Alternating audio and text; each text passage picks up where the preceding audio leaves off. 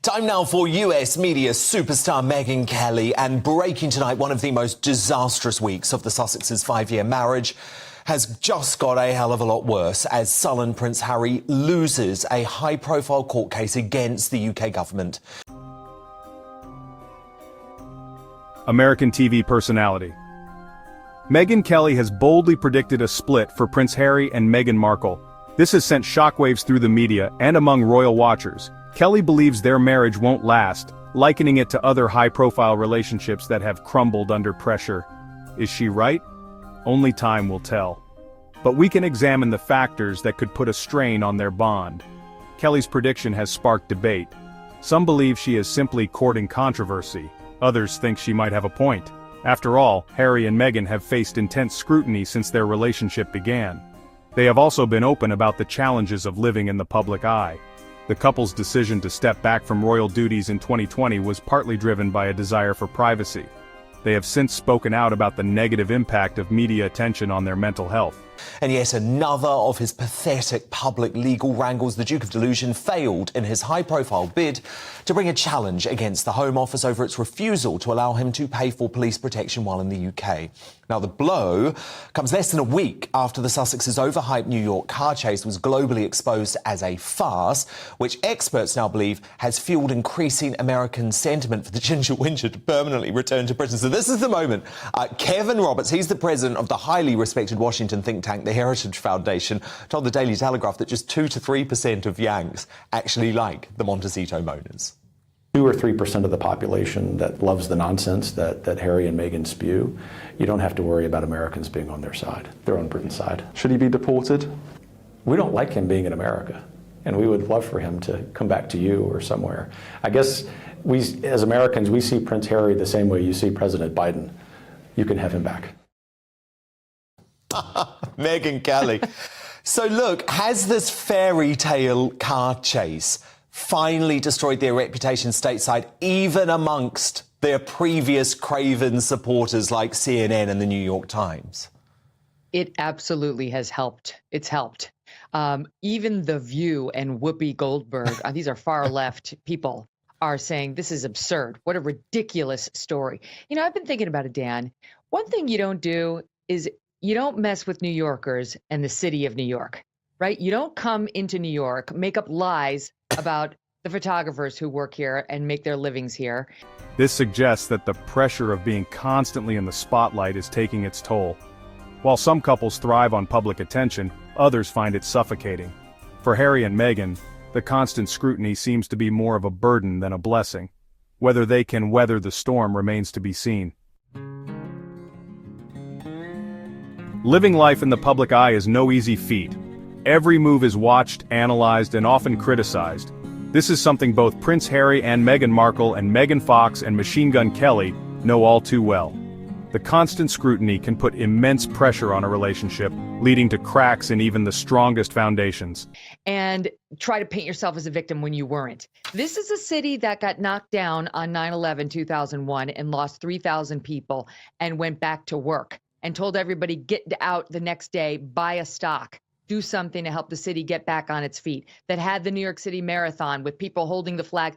This is a city that rises up after they've actually been hit and hurt and are wounded. They don't appreciate whiners who, when they're not even hurt, try to play the victim. And that's what these two did. In all the cities in the world, this is the last one they should have done that in, because there's zero tolerance for weaklings in the city of New York, never mind liars. And that's what they are. What were they doing here? Why was she out that night, Miss Princess of Privacy? Because she wanted to accept yet another award from some far-left liberal, Gloria Steinem, supposedly the mother to us all. Oh, unless you actually don't believe in abortion on demand until the 9th month of pregnancy. So she wanted to give Meghan Markle an award, a Vision Award. You know what the award praised? I'll read it to you. They were thrilled to recognize Meghan's strength and resilience, critical to building a better world for our children. Her strength and resilience? What are you talking about?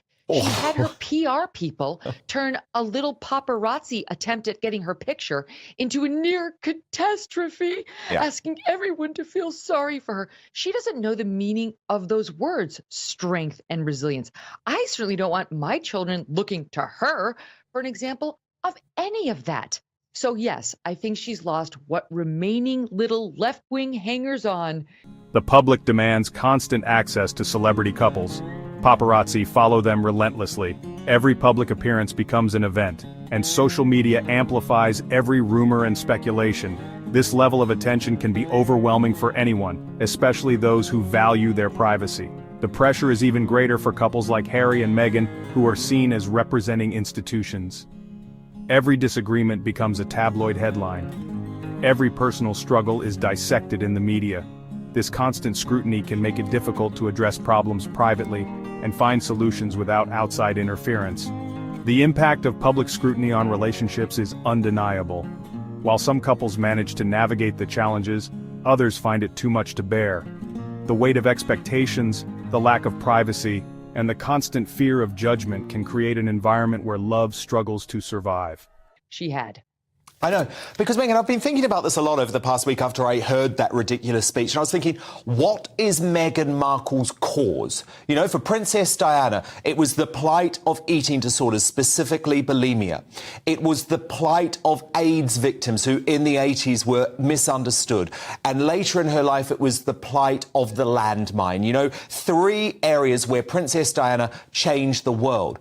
What's Meghan Markle's cause? And I thought about it a lot. And actually, it's herself. There is no 100%. cause apart from Meghan Markle.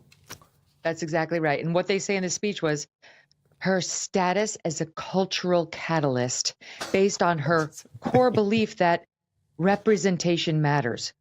That's what? Huh? What does it mean? What does it mean? I have no idea.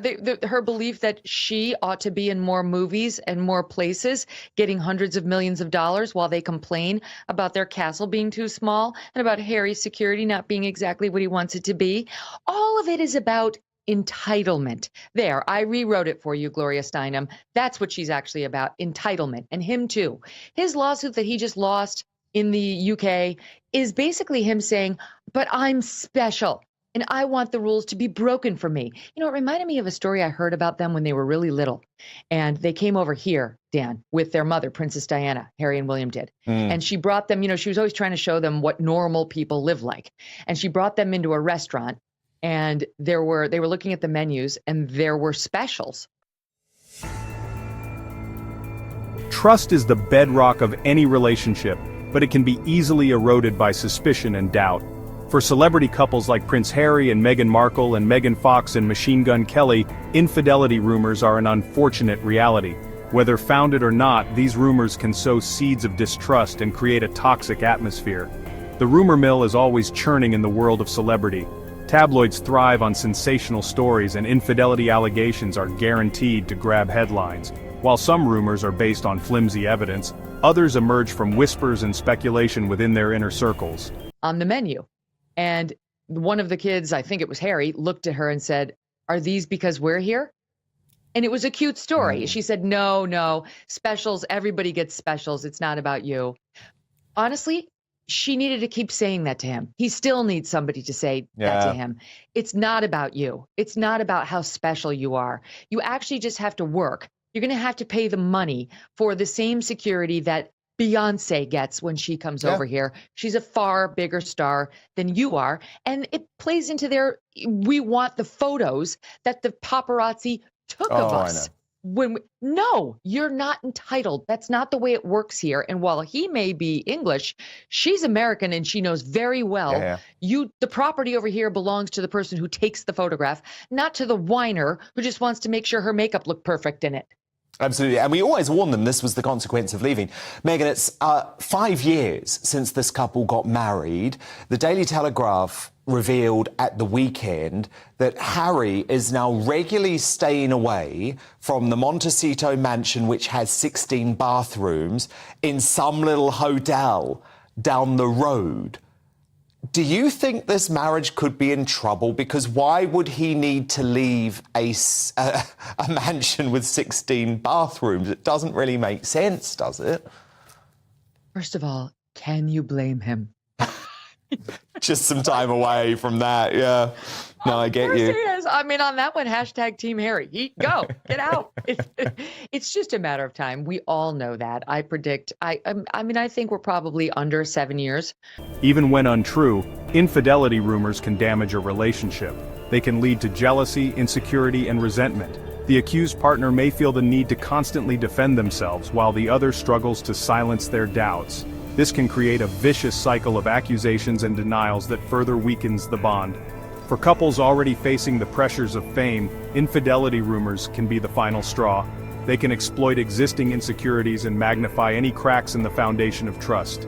Rebuilding that trust, once broken, can be a long and arduous process, and many couples simply don't have the time or energy to try. For the length of this marriage, that's just my, back of the envelope calculation. Because look, she's miserable. She's been miserable her whole life. I know somebody who knows her very well. And this person says she was miserable before she married him. She's miserable during the marriage, and she's going to be miserable after the marriage. She's ruined everything. She ruined the royal family. She ruined his life over there. He allowed it to happen because he had all this damage from his mother's death. I get it. But his only chance for happiness, in my view, is getting rid of her, getting away from her. And she'll probably land the plane with some American billionaire who will keep her in the manner to which she thought she was becoming accustomed when she married a prince, and then had to settle for just, global fame and the crown jewels, which wasn't good enough for her, because nothing ever is. And Megyn, just a final quick word. Gayle King, she seems to want this interview, Oprah's best mate. She wants this interview with Harry and Meghan more than anything. Is she starting to damage her own credibility by constantly sucking up to this pair? The relationship between Megan Fox and Machine Gun Kelly has been anything but stable. Marked by public declarations of love one day and rumors of a split the next, their on-off pattern is a stark reminder of the tumultuous nature of some celebrity romances. Yes, beyond repair. She actually said she was upset. It's unsettling that some are trying to minimize, this is how she put it, how Harry and Meghan felt in that moment, in the fake car chase. No, we're not trying to minimize anything. We don't believe them. They lied. We believe they've suffered actually no upset whatsoever. They just wanted to paint themselves as victims, like she's another Diana, which she's not and never will be. And to the extent they felt any sort of a panic, I blame them. They overreact to everything. They freaked out over a man on a Vespa in their fake little movie they did for Netflix. So if they felt unsettled, that's on them. They need to learn how to be a little bit stronger, like the New Yorkers in whose city they were when they disparaged the paparazzi here. Megyn Kelly, host of The Megyn Kelly Show, which you can find on YouTube. Thank you so much. We will speak next week. On-off relationships are often a roller coaster of emotions. The highs can be exhilarating, filled with passion and intense connection, but the lows can be devastating, leading to heartbreak and uncertainty. This constant back and forth can be exhausting for both partners and those around them. Several factors can contribute to an on-off pattern. These can include difficulty communicating, a fear of commitment, or unresolved issues from the past. In the case of high-profile couples, the pressures of fame and public scrutiny can further exacerbate these issues. While some couples manage to break free from the on-off cycle, others find themselves trapped in a perpetual loop of breaking up and getting back together. This pattern rarely leads to long-term happiness and can be detrimental to the emotional well-being of both partners.